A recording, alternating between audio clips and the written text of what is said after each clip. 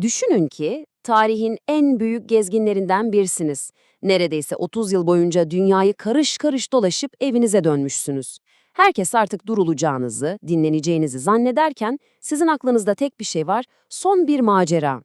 İşte bu İbni Batuta'nın gözünü boğazın karşı yakasına, efsanevi Endülüs'e diktiği o kısa ama bir o kadar da büyüleyici yolculuğun hikayesi. Ve işte o 28 yıllık akıl almaz seyahatinden sonra Fas'a dönmüştü. Artık o genç ve tecrübesiz seyyah değildi.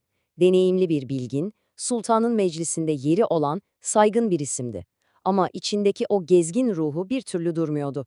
Kısa bir süre sonra gözünü o dönem medeniyetin ve sanatın parladığı Endülüs'e dikti. Hadi gelin bu yepyeni rotanın ilk adımlarını onunla birlikte atalım.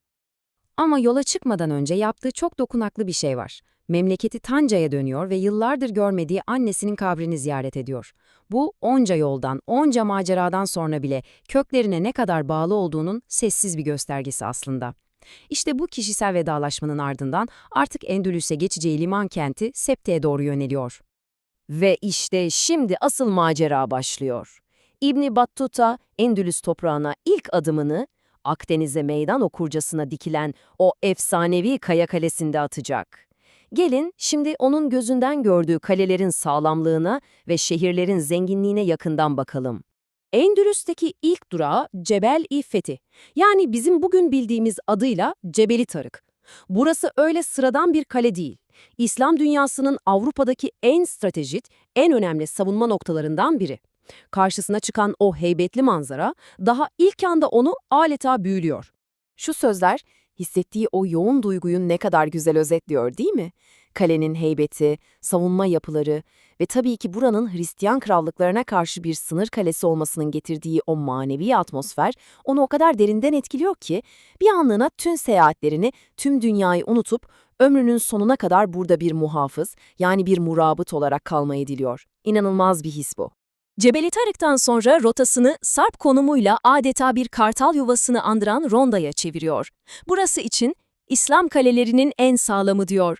Ama burada onu mimariden çok daha büyük bir sürpriz bekliyor. Şehrin kadısı meğer kendi amcasının oğluymuş. Düşünsenize 10 binlerce kilometre yol yapıp dünyanın bir ucunda kuzeninizle karşılaşıyorsunuz. İşte bu şaşkınlıkla bu dağ kalesinden ayrılıp şimdi bambaşka bir dünyaya, bereketli liman kenti Malaga'ya doğru ilerleyelim. Malaga ise tam bir kontrast.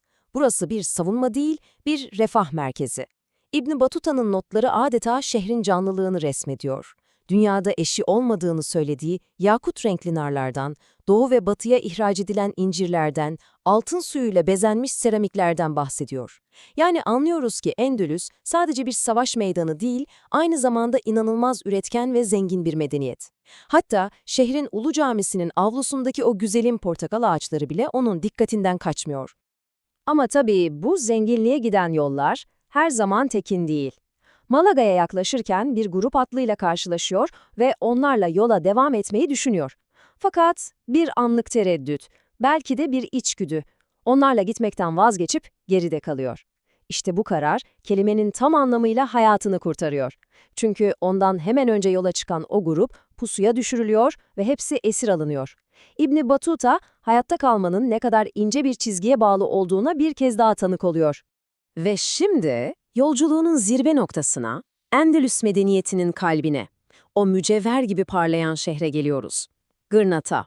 İbn Battuta Granada'yı o kadar beğeniyor ki ona Endülüs'ün gelini diyor. Bir şehir için bundan daha şiirsel, daha güzel bir övgü olabilir mi? İşte bu sözler doğrudan onun kaleminden. Gırnata'nın güzelliği karşısında adeta dili tutulmuş. Gözünüzde canlandırın, şehrin etrafını saran kilometrelerce uzunlukta bahçeler, yeşillikler, köşkler ve üzüm bağlarından bahsediyor. Şehrin kalbinden akan nehrin suladığı bu yemyeşil manzaranın dünyada bir benzeri olmadığını söylüyor. Bu sadece bir gezginin notu değil, adeta bir cennet tasviri. Gırnata'ya vardığında ilginç bir durumla karşılaşıyor. Sultan Ebul Haccac Yusuf hasta olduğu için onunla yüz yüze görüşemiyor. Ama bu sarayın ona olan saygısını zerre kadar azaltmıyor. Tam tersine sultanın annesi bu dünyaca ünlü seyyahın ziyaretini onurlandırmak için ona hediye olarak altın dinarlar gönderiyor. Bu olay bile tek başına İbn Battuta'nın şöhretinin Endülüs saraylarına kadar ulaştığının ne kadar net bir kanıtı. Ama Gırnata'yı özel kılan sadece sarayları ve bahçeleri değilmiş. Şehir adeta o dönemin küresel bir buluşma noktasıymış. İbn Battuta burada kimlerle tanışmıyor ki? Semerkant'tan, Tebriz'den, Konya'dan hatta Hindistan'dan gelmiş Sufilerle, alimlerle sohbet ediyor. Şu liste bile Gırnata'nın o dönemde sadece Endülüs'ün değil, tüm İslam dünyasının en kozmopolit, en canlı ilim ve maneviyat merkezlerinden biri olduğunu muhteşem bir şekilde gözler önüne seriyor. Evet, İbn Battuta'nın hayatındaki bu kısa ama bir o kadar da önemli bölümü toparlarken şunu net olarak görüyoruz. Onun için Endülüs sadece kalelerden, şehirlerden ibaret değildi. Burası aynı zamanda insanlar, beklenmedik karşılaşmalar ve unutulmaz anılardan oluşan capcanlı bir mozaikti. Şöyle bir rotasını hızlıca gözümüzün önünden geçirelim. Fas'tan ayrıldı, Sept'te bir süre hasta yattıktan sonra Cebeli Tarık'a ulaştı. Oradan Ronda'nın Sarp Kalesi'ne, Malaga'nın bereketli limanına ve en sonda medeniyetin kalbi Gırnata'ya vardı.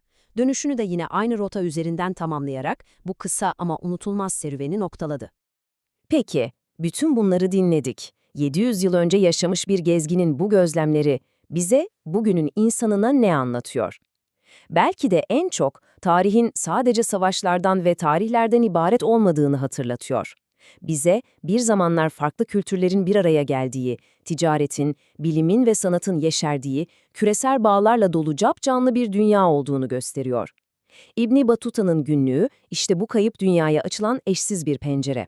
Ve belki de bize merak etmenin ve keşfetmenin insan ruhu için ne kadar değerli olduğunu bir kez daha fısıldıyor.